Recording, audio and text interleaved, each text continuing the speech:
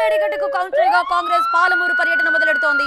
ప్రాజెక్టును పరిశీలించనున్నారు రంగారెడ్డి, మహబూబ్ నగర్ కాంగ్రెస్ నేతలు. పాలమూరు రంగారెడ్డిపై నిర్లక్ష్యాన్ని ఎత్తి చూపుతామంటోంది కాంగ్రెస్. 10 ఏళ్ల బీఆర్ఎస్ పాలనలో పాలమూరుకు అన్యాయం చేశారని ప్రధానంగా ఆరోపిస్తున్నారు.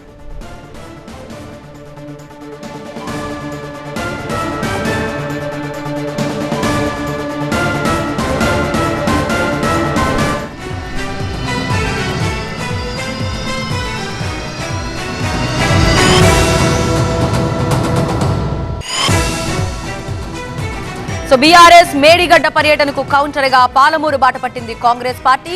ఉమ్మడి రంగారెడ్డి, ఉమ్మడి మహబూబ్ నగర్ జిల్లాల కాంగ్రెస్ నేతలు ఈ పర్యటనలో పాల్గొననున్నారు. 10 ఏళ్ల బీఆర్ఎస్ పాలనలో ఉమ్మడి పాలమూరు జిల్లాకు తీరని అన్యాయం జరిగిందని ఆరోపిస్తోంది కాంగ్రెస్. ప్రాజెక్టుల స్థితిగతుల్ని వివరించేలా కాంగ్రెస్ ప్లాన్ చేసుకుంది. మా ప్రతినిధి శివ మరింత సమాచారం అందించడానికి లైవ్ లో సిద్ధంగా ఉన్నారు. శివ, లాస్ట్ టైం లాగే ఇప్పుడు కూడా ఏమైనా అక్కడ క్లియర్గా అంటే ఆధారాలతో సహా పవర్ పాయింట్ ప్రెజెంటేషన్ లాంటివి ఏమైనా పెట్టుకోవడం, లేకపోతే నేతలను కూడా సమకూర్చి పూర్తిగా ఇక్కడ డ్యామేజ్ జరిగింది అని చూపించే ప్రయత్నం చేయడం ఎలా ఉండబోతుంది ఇప్పుడు కాంగ్రెస్ వ్యూహం?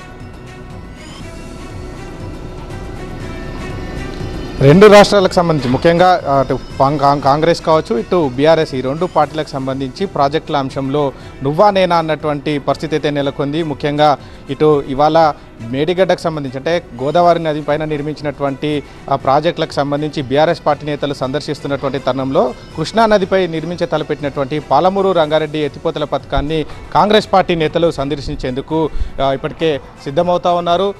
ఏదైతే ఉదయం 11 గంటల తర్వాత ఈ ప్రాజెక్టులు ఏదైతే ఒక్కొక్క రిజర్వాయర్ను సందర్శిస్తూ ఇక్కడ జరిగినటువంటి పనులకు సంబంధించి వాటన్నిటిని కూడా పరిశీలిస్తూ ఉన్నారు. అయితే కాళేశ్వరం సంబంధించి ఏ రకంగా అయితే ప్రాజెక్టు నిర్మాణానికి సంబంధించి ఎన్ని అవకతవకలు జరిగాయో దానికి సంబంధించి వారంతా ఇప్పటికే కాంగ్రెస్ పార్టీ చెందినటువంటి వాటి ప్రభుత్వం కావచ్చు, కాంగ్రెస్ పార్టీ నేతలు కూడా పెద్ద ఎత్తున ఆరోపణలు, విమర్శలు గుప్పిస్తున్నటువంటి సందర్భం అయితే కనిపిస్తుంది. అయితే వాటన్నిటిని తిప్పికొట్టేందుకు ఇవాళ బీఆర్ఎస్ పార్టీ ప్రజాప్రతినిధులు కావచ్చు, పార్టీ ముఖ్య నేతలంతా కూడా కాళేశ్వరం ప్రాజెక్టు సంబంధించినటువంటి రిజర్వాయర్లు కావచ్చు, మిగిలినటువంటి బ్యారేజీల దగ్గరికి వారు సందర్శనకు వెళ్తున్నారు. ఈ తరుణంలో పాలమూరు జిల్లాకు సంబంధించి జరిగినటువంటి అన్యాయము, ముఖ్యంగా కృష్ణా జలాలకు సంబంధించి పాలమూరు ప్రజలకు జరిగినటువంటి అన్యాయాలకు సంబంధించి వారు ప్రశ్నించేందుకు కాంగ్రెస్ పార్టీ చెందినటువంటి ఉమ్మడి పాలమూరు జిల్లాకు చెందినటువంటి ఎమ్మెల్యేలు కావచ్చు, ముఖ్య నేతలంతా కూడా 11 గంటల తర్వాత ఇక్కడికి చేరుకోబోతున్నారు. అయితే పాలమూరు రంగారెడ్డి ప్రాజెక్టుకు సంబంధించి అయితే 2015వ సంవత్సరంలో ఆనాటి ముఖ్యమంత్రి కేసీఆర్ ఇక్కడ శంకుస్థాపన చేయడం జరిగింది. ఆ తర్వాత నుంచి వివిధ కారణాలతో అటు పర్యావరణ అనుమతులతో పాటుగా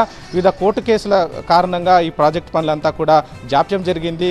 గడిచిన 2-3 ఏళ్ల నుంచి చూస్తే మాత్రం ఈ పనుల్లో కొంత వేగం అయితే కనిపిస్తోంది. ప్రస్తుతం మనం కరివేనా రిజర్వాయర్ దగ్గర ఉన్నాం. పాలమూరు రంగారెడ్డి ప్రాజెక్టులో భాగంగా మొత్తం 6 రిజర్వాయర్లను నిర్మించే తలపెట్టారు. అయితే ఇందులో భాగంగా ముఖ్యంగా మనం ప్రస్తుతం కరివేనా రిజర్వాయర్ దగ్గర ఉన్నాం. ఇక్కడ ఉన్నటువంటి ఉమ్మడి పాలమూరు జిల్లాకు చెందినటువంటి నేతలంతా కూడా మొదట ఈ కరివేనా రిజర్వాయర్ను సందర్శించి ఇక్కడ జరుగుతున్నటువంటి పనులను పరిశీలిస్తారు. అయితే గడిచిన 9 ఏళ్ళు అవుతున్నప్పటికీ శంకుస్థాపన జరిగి ఇంకా పనులు కొనసాగుతున్న అంశానికి సంబంధించి పాలమూరుకు జరిగినటువంటి అన్యాయానికి సంబంధించి వారంతా కూడా నిలదీస్తారని ఇప్పటికే పార్టీ శ్రేణులు కూడా చెప్తా ఉన్నాయి. మరోవైపు ఈ ప్రాజెక్టుతో పాటుగా ఇటు కరివేనాతో పాటుగా ఈ సమీపంలో ఉన్నటువంటి ఉదండాపూర్, అలాగే లక్ష్మీదేవిపల్లి, అది ఇంకా భూసేకరణ స్థాయిలో ఉన్నటువంటి లక్ష్మీదేవిపల్లి అయితే రిజర్వాయర్కి సంబంధించి కూడా అక్కడ కూడా పర్యటించబోతున్నారు. అంటే గడిచిన కొద్దేళ్ల నుంచి ముఖ్యంగా ఇటీవల అసెంబ్లీ ఎన్నికల ముందు ఆనాటి ముఖ్యమంత్రి కేసీఆర్ నార్లాపూర్ వద్ద పంప్ హౌస్ను ప్రారంభించి మొత్తం పాలమూరు రంగారెడ్డి ప్రాజెక్టునే ప్రారంభించారన్నటువంటి అంశాన్ని చెప్తా ఉన్నారు. అసలు వాస్తవ పరిస్థితులన్నీ కూడా ఇవాళ ప్రజలకు, పాలమూరు జిల్లాకు చెందినటువంటి రైతులకు కళ్ళగట్టేందుకు ఇవాళ ఈ పర్యటన చేశామని కూడా చెప్తున్నారు. ముఖ్యంగా బీఆర్ఎస్ పార్టీ గోదావరి నదిపైన నిర్మించినటువంటి కాళేశ్వరం ప్రాజెక్టులో ఏ విధంగా అయితే అవకతవకలకు పాల్పడిందో ఇక్కడ ఈ ప్రాజెక్టులు నిర్మాణం చేయకుండానే పాలమూరు ప్రజలను, రైతులను మోసం చేశారు. అసెంబ్లీ ఎన్నికల్లో ఆ రకంగానే ప్రచారం కూడా నిర్వహించారనే అంశాన్ని కూడా ప్రధానంగా చెప్తున్నారు. అయితే ప్రస్తుతానికి ఈ కరివేనా రిజర్వాయర్కి సంబంధించి దాదాపు 80% పనులు అయితే జరిగినటువంటి పరిస్థితి అయితే కనపడుతోంది. ఇది ప్రాజెక్టుతో పాటుగా మిగిలినటువంటి వరుస రిజర్వాయర్లను సందర్శించి జరిగినటువంటి ఆలస్యాన్ని కావచ్చు, జరిగినటువంటి అన్యాయాన్ని ప్రజలకు కళ్ళ కట్టేటువంటి ప్రయత్నం అయితే కాంగ్రెస్ నేతలు చేస్తూ ఉన్నారు. థ్యాంక్ యూ శివ, డీటెయిల్స్ అందించినందుకు.